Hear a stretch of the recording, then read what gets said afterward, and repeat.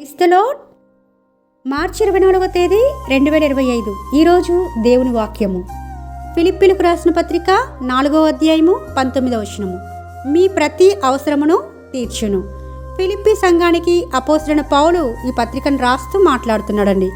ఆయన అనుభవాలు కూడా ఆ పత్రికలో ఆ సంఘాన్ని ఉద్దేశించి మాట్లాడుతూ ఉన్నాడు.